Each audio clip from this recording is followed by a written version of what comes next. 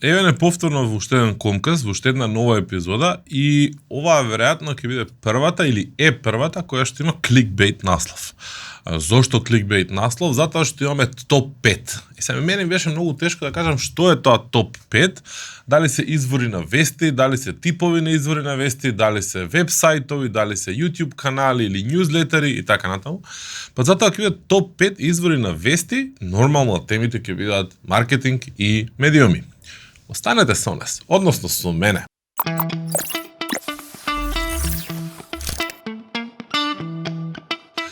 Малку повеќе влогерски тип на Комкаст, кој што би требало малце да не ослободи од тој некој притисок, да не рашара во поглед на типот на содржина кој што го имаме на овој канал. Мене особено ме радува како се развива Комкаст во оваа последна фаза и ми дава простор да похрабро експериментирам и пробувам со нови содржини, особено затоа што лично се подготвувам за уште еден нов YouTube проект кој што би требало да стартува пролетва ова 2021 година. Но да не должам премногу, ајде да видиме ние што треба да зборуваме денеска. Нема биде предолга емисија, ќе зборувам повеќе, ќе повторувам повеќе работи, пошто ги гледам јутјуберите, обично тоа го прават така. Развлекуваат една епизода 10 на 15 минути, кои имаат две реченици всушност само да кажат. Мене лично не ми се допаѓа тоа, појма немам, можеби тоа е некој таков јутјуберски, влогерски фазон, па на луѓето им одговара, си раскажуваат повеќе работи. Јас се обидувам да не повторувам толку многу работи, нели да повторувам, да не повторувам, да повторувам, ама еве повторувам, ме сваќате. Повеќе работи, но топ 5 извори на вести. Ај прво малце long story short, односно да раскажам моето лично искуство, како се навлеков на диджитал, како во еден момент и пресисав од толку многу читање и следење на информации и слично, па ќе стигнеме до ситуацијата кои се 5 извори на вести кои што јас би ви ги препорачал вас, односно јас и целијата екипа зад комуникација.нет, односно New Media кои што би ги препорачал. Како јас конзумирам вести? Во суштина, идејата ми беше да раскажам дека порано бев news junkie, односно еден период таму некаде 2006, 2007, 2008 година, кога почна да има нека втора, трета ренесанса на блоговите и прва ренесанса во Македонија. Една убава работа тогаш на блоговите беше што сите имаа RSS фидови, односно имаа автоматски фидови преку кои што преку така наречени RSS фид ридери, Bloglines и слични, имаше и Google Reader и така натаму, автоматски можеше да ти стигнуваат вестите на твоето место, онаму каде што сакаш да ги читаш. Денеска тоа е нашиот омилен Facebook, Twitter, YouTube и така натаму, значи тоа е да речеме следните чекори на тие RSS фидови стана овие сервиси и покрај тоа што има и други се уште конкретни апликации кои што ги се некаква продолжена рака директно на овие RSS фидови. И во тоа време се живо диво што имаше на македонски јазик, што имаше RSS фид, тогаш фала Богу не беа премногу, почнав да го додавам чисто за да следам, да видам што се случува, ми беше интересно, почнав да ги читам и вестите и вестниците и бла бла бла и така натаму. Целен момент додека не сфатив дека сега секој нов сајт што се прави има RSS фид, има автоматски таков фид и има околу 800 извори, ако не се лажам, во еден момент поделени во различни категории. Поголем дел од нив не ги читав и заради тоа и престанав да го отварам RSS ридерот толку многу, меѓутоа нели дојде социјални медиуми и се навлековме сите на Twitter, се навлековме сите на Facebook, се навлековме сите на YouTube. Па се менува алгоритми, се менува начини како ни се прикажуваат содржините таму, па нели си ги имал вестите, си ги гледал, па не си ги имал, па се променил алгоритмот, па треба да си го штелуваш, повторно што ќе се појавува на Facebook see first, па што ќе бидеш повеќе, што помалку, да се појавуваат типови на содржини и така натаму, па кликаш лајкови на некои извори на вести само за да се појавуваат повеќе. Сега до моментот дека не си го научил алгоритмот да функционира баш онака како што ти одговара и што треба, и нормално постоја ќе ти го сменат, па ајде од поново, па местиш, па штелуваш и така натаму.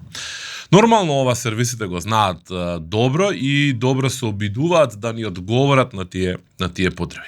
Но она што јас речем пред неколку години почнав да го практикувам многу повеќе, се најдов во ситуација дека ми е новиот RSS reader, затоа што не сакав да се замарам толку многу со алгоритмите на различните сервиси каде што секој ден киснеме рака на срце. е ньюзлетери, односно имейл.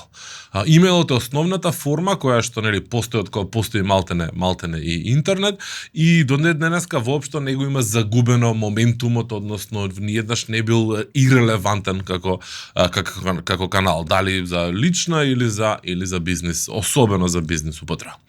И јас пред некое време решив дека всушност многу повеќе ќе се обидам да си ги направам изворите на информација, односно информациите ми стигнуваат мене во имейл сандаче, пошто имам многу поголема контрола, немам алгоритми толку големи кои што може да ми ја променат нели содржината и така натаму. И она што е on top of that, односно згора на тоа, ми се допадна дека многу повеќе почнав да следам прегледи. Многу повеќе почнав да следам некакви неделни, дневни и така натаму листи на извори кои што во различни индустрии, во различни сфери всушност ми дават нешто преджвакано. Она што бреа блоговите на времето, односно тој е некој дайджест, тоа е некоја преджвакување кој што го правеа блогерите за нас, денеска некако јас успеав да го пронајдам тоа во ньюзлетерите. Односно многу добар дел од тие ньюзлетери што ги следам јас и тие мејлови што ги следам се електронна мејл верзија на блог постови објавени на извори кои што, да речеме, не сакам секој божи ден да ги отворам и да ги следам и да ги читам, затоа што покрај тие прегледи имаат уште, не знам, 5, 10, 50, 100 различни други написи. Има опција најчесто кај нив да се претплатите на ньюзлетер и тука веќе да си на некој начин имате малце повеќе контрола, односно повеќе избор околу тоа. Не знам, за мене тоа функционира. И до крајов на емисијава ќе се обидам да објаснам и зошто и како, да речеме, тоа функционира. Ми крати време, имам шанси да имам подобра контрола и секако не дека не кислам толку многу на Facebook и слично, ама да не зависам од вести од некаков си алгоритам. И сега, нели, како да процениш извор? Кој извор ти е добар, кој не е? Има милиарда различни извори на интернет, особено за маркетинг и за медиуми, оние теми кои што јас и ние тука ревносно ги следиме, но има премногу ѓубре. Значи има премногу сајтови, блогови кои што има бизнис моделот да објавуваат многу вести. Бизнис моделот е да носат посети преку search, преку кликбейт наслови, преку social media и така натаму. Па така ќе видите 10 различни текстови со листи, со препораки, со совети, со туторијали и слично, кои што всушност креативни идеи, не знам, совети, милиарда такви различни работи кои што не се ништо друго, односно препакување, рециклирање на една иста содржина. Постојат бројни извори кои што се добри, кога ќе ви затреба некоја работа да ги пребарате, да отидете таму, да ја најдете содржината, да ја исчитате и да заборавите на нив, а не секојдневно да зависите од нив. Затоа што ако тргнете сега, например, Social Media Examiner или некои такви слични медиуми да следите, ќе сватите дека 90% од содржината таму е рециклирана содржина. Едно те исто се врти во круг. Они седнуваат, прават список на наслови кои што мислат дека ќе бидат добро кликани, кои што де факто ќе бидат добро кликани и постоја пополнуваат содржината. Дали имате 10 совети за бизнес to бизнес Инстаграм, или имате 5 совети за како повеќе да извлечете од вашиот Инстаграм акаунт, или имате 7 трендови на Инстаграм, или имате не знам што, 90% пак ќе повторам од содржината се повторува. Така да, некои од тие медиуми јас лично ги избегнувам, некои од тие блогови, сајтови ги избегнувам, затоа што ги користам онака баш во моментот кога ќе имам потреба. Ми треба нешто да видам, некој туторијал како да направам ова, како да направам она, можеби некој кейс стади, некаков пример, некаков можеби хак и така натаму. И брзо само прегледувам преку тие листи за да видам дали нешто оригинално ќе се појави. Она што мене многу повеќе ми се допаѓа тука е да следам вести кои што се, како што веќе кажав, во некакви прегледи, кои што имаат за цел да сублимирано, обмислено, нели, препорачаат нешто на крај на недела, на почеток на недела, за викенди и така натаму.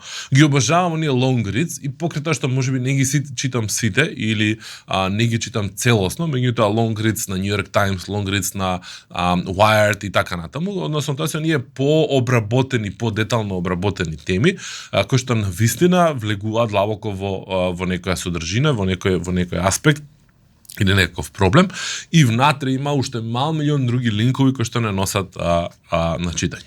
Она што дополнително многу ме радува, да кажеме, во пар ситуации е што отпред, да речеме, година и пол, особено на Facebook, почнав да следам многу различни Facebook групи. почнав да следам Facebook групи кои што се индустри ориентед, кои што се топик ориентед, односно Facebook групи каде што има навистина добри дискусии, не само онака споделување линкови од типот на еве прочитајте ова, прочитајте она, туку навистина групи за e-commerce, регионални, локални групи за dropshipping, групи за email маркетинг, групи за SEO, групи за аналитика, за AdWords и така натаму. Значи, ме радува кога ClickFunnels исто така ми е интересно, иако има многу спам таму исто така, пошто е голема група. Меѓутоа, обожавам да читам лични искуства, обожавам да разгледувам одговори, дискусии на прашања на одредени теми кои како мисли, не мисли, одговара, не одговара, па тука се аргументира со линкови, со искуства и така натаму. Нешто што за волја на вистината во нашите македонски групи не толку често може да се види, меѓутоа во регионалните многу подобро и полесно може да се види тоа. Така да Facebook групи, јас ќе наведам неколку од нив во нели описот на ова видео и се што спомнувам овде ќе го прегледам уште еднаш и да знаете го има како линк долу. Веројатно по секции како што ќе се движи во видео ќе бидат наредени линковите, се со цел да изгледам да стигнеме до таа топ 5 листа која што ја ветивме на почетокот. Но пред да стигнеме до таа топ листа на почетокот, која што ја спомнав нели на почетокот, нормално одиме сега повторно на повторување, повторно тестираме влогинг стайл, ајде да видиме до кај ќе стигнеме. Сега ви е јасно зошто го имаме в прегледов петок. Сега ви е јасно зошто еден од honorable, односно работите кои што нема да ги ставам на листа, ама морам да ги спомнам, е комуникација.нет прегледот во петок. Затоа што тој нас не става во позиција да следиме што се случува, не става во позиција да читаме, редовно да се инспирираме и да пишуваме, односно да кажуваме што нас не е преокупирало. Имаме многу различни работи. Не се сите само маркетинг, не се сите само медиуми. Имаме дизајн, имаме UX, имаме бизнис, имаме онакви чудни, интересни, провокативни кампањи и така натаму, но има доста и политика, односно општество и дигитални медиуми. Односно општество и Facebook, општество и Google, општество и Amazon, кој што изминатава година, односно години, особено многу стана актуелни теми. Листава што ќе ја спомнам денеска, во основа е листа која што е микс на сите овие работи и ќе малку мамам, односно можеби нема да бидат топ 5, ама ајде да видиме, да спомнеме уште што друго ни остана што морам да ги спомнам како honorable mentions пред да кажеме листата од топ 5. Значи го спомнав прегледот во петок, нормално мора тоа да го следите и покрај тоа што имаме некаков план веќе повеќе од година дена да го изфорсираме него повеќе на имейл, се уште не сме го сработиле тоа. Наша грешка, наш проблем, ама очекувате наскоро дека ќе се случи и тоа дека ќе почнеме да форсираме прегледот во петок да си го добивате секој петок од Сабајле на имейл. Изминативе неколку, да речеме, месеци, иако можеби нешто повеќе, јас сум навлечен и екстремно многу ги почитувам медиумите кои што се под капата на Vox Media.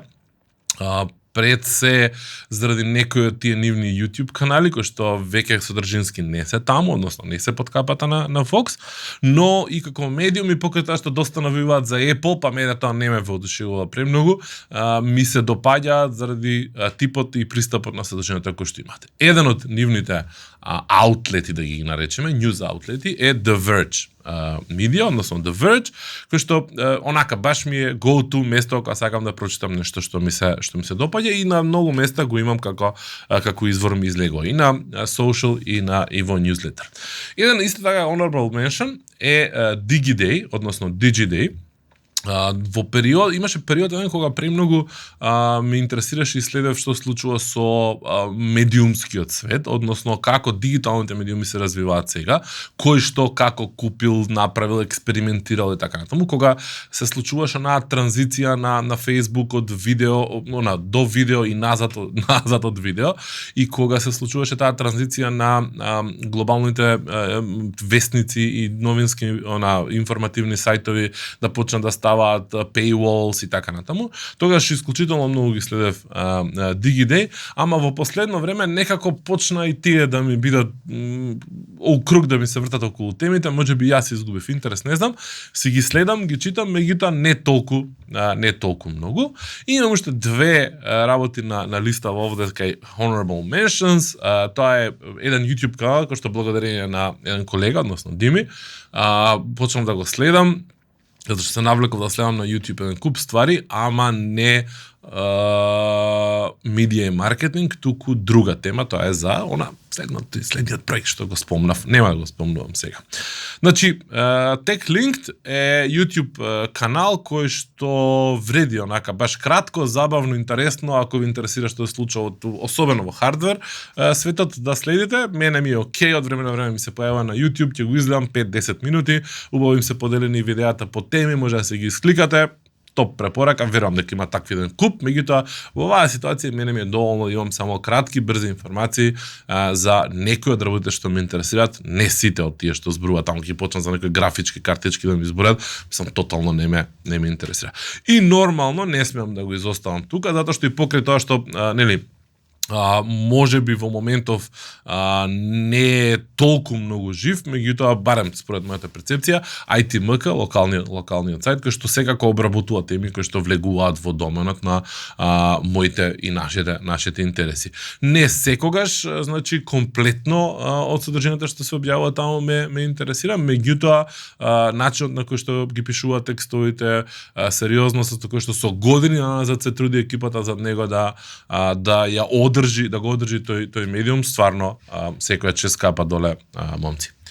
Сега, конечно стигнуваме до периодот, односно до делот од емисијата кога ќе ги избориме кои се топ 5 извори и зошто јас ги избрав овие 5. Не ми беше лесно, морам да признам, и покрај тоа што не би сечел рака да кажам леле, овие се топ 5 за умирање и чао пријатно, затоа ќе имам мало објаснување зошто, иако не сум најзадоволен од сите нив.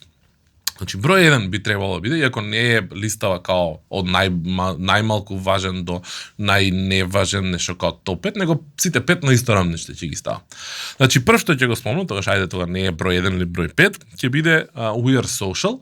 Станува збор за маркетинг агенција, глобална маркетинг агенција од Британија, која што буквално ја следев како што се развива од локалниот пазар до сега веќе глобален пазар. И они имаат блог на кој што имаат супер теми и на кој што имаат два прегледи. Всушност, едниот е во вторник, другиот е во Monday, во понеделник, а другиот мислам дека е во четврток. И тие прегледи мене лично ме инспирира за тој наш преглед во петок. Краток, фин преглед на што се случува во индустријата, со примери, со линкови релевантни и така натаму. И дополнително на нивниот блог има супер текстови кои што најчесто нивните луѓе ги пишуваат и објавуваат на некои други медиуми, а потоа тие си ги реобјавуваат на својот блог со спомнување каде оригинално е напишан текстот. Ми се допаја. И покрај тоа што последниве неколку месеци почна малце премногу да се фалат себе си и своите кампањи што они направиле и како направиле, некако добив чувство дека почнаа да си го предаваат својот медиумски простор, односно својот блог како канал каде што си ги мора да ги пласираат студиите на случај за своите клиенти, но како да кажам, добар дел од нив се стварно добри, така да не е толку многу проблем. Во секој случај, We Are Social, линк доле.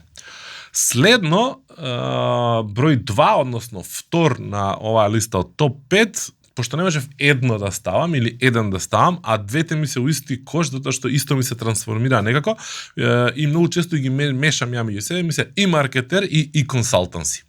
Во суштина се истражувачки аналитички куќи кои што прават многу извештаи и прават многу содржина кои што произлегува од тие анализи, извештаи, претпоставки, прогнози, не знам, истражување и слично, но заедничко за нив е што во минатото далеку повеќе содржина беше достапна за нас обичните смртници кои што не мора да плаќаме, а денеска се повеќе и повеќе од тоа што го објавуваат, што вреди да се чита, е зад paywall, кој што не е воопшто ефтин. Меѓутоа се добри затоа што се базираат на бројки, затоа што имаат нели емпирија позади себе, не е онака класични празни листи, 5 совети за ова, 10 совети за она, дури кога има таков некој кликбейт наслов, вреди да се исчита. Значи и маркетер и консалтанси. И консалтанси во едно далечно време и го плаќавме и го имавме со платена верзија, меѓутоа ги дигнаа ненормално многу цените и нас воопшто не ни се исплатеше повеќе да продолжиме да го плаќаме, па до некое следно време кога ќе можеме да се дозволиме, ќе останеме да се гребеме по таа содржина што ја има без пари. Трет на листа ќе биде Кейси Њутон и преку него сакам да кажам дека всушност нешто што заборев да го кажам на почетокот на овој, дека кога бирам извори, барем јас, се гледам да видам кој е човекот што пишува, која е неговата мотивација, колку долго го прави тоа. Значи, особено кај њузлетерите, битниот аспект ми е тој дел, дека многу често њузлетерите се индивидуална приказка. Без разлика што може би е дел од голем медиум, така јас го најдов Кейси Њутон, кој што пишуваше еден дневен њузлетер во рамките на The Verge, меѓутоа излезе од таму и сега го има својот платформер, кој што во суштина е тоа што го правеше во име на The Verge, меѓутоа сега го прави сам, независно, дневен преглед на работите кога зборуваме за Digital и Society, односно општество.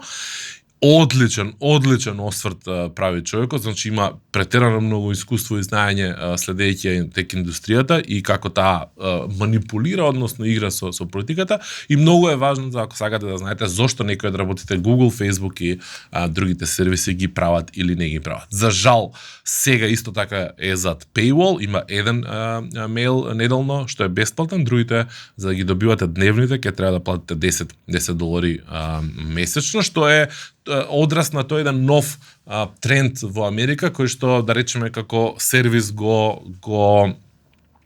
сега не ми текне како се каже сервисот.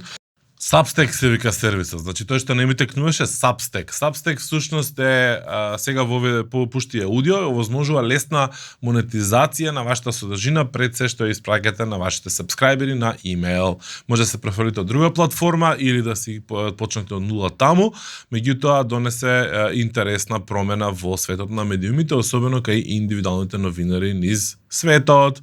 Substack. Немарска, ќе го ставам доле линкот, Кейси Њутон се префрли на тој сервис, ама не ми текнува како се викаше, а неам браузер за да отворам да го видам. Нема врска, ќе го ставам доле во линк.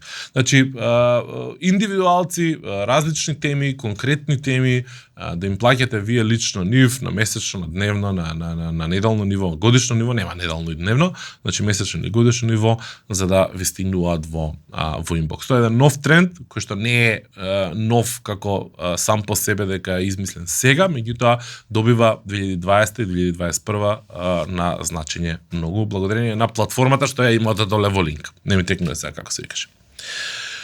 И тука би сакал да протнам уште едно име, кое што би требало да биде, да речеме, пандан во истата точка на моментот на врзувајте се за имиња, врзувајте се за луѓе кои што имаат искуство, кои што имаат што да кажат и кои што не стои некаков медиум за нив за да мора да прават хиперпродукција, затоа што не им е основниот бизнис модел да живеат од содржината, туку преку нејзе нешто друго продаваат, односно го продаваат своето знаење и услуги.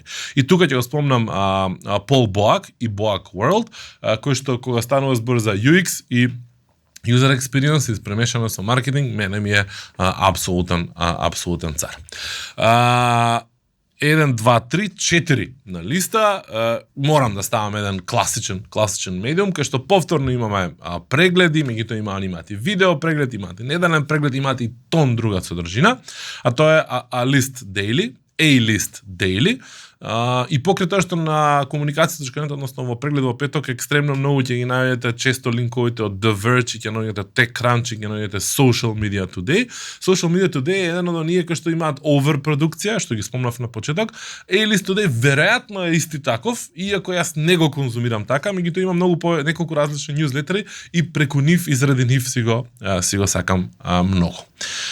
И ама е таков да речеме постандарден тип на медиум кој што има многу информации, ако барате такво нешто, препорака за читање.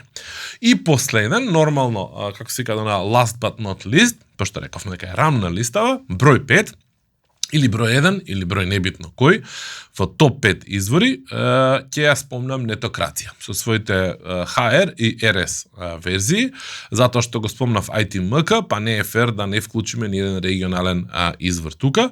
Го спомнам Нетокрација како да речеме основа на еден куп други извори кои што ги има слични од регионов, кои што имаат различни типови на содржини, имаат сега и подкаст, имаат и гостински автори доста често, имаат и доста интересни интервјуа и така натаму, меѓутоа ја следат и глобалната индустрија и тековите што се случува во IT свет, што се случува во диджитал, во social медија, сервиси, маркетинг и така натаму. Одлична екипа, јас ги познавам лично луѓето, дури имам и објавувано текстови таму.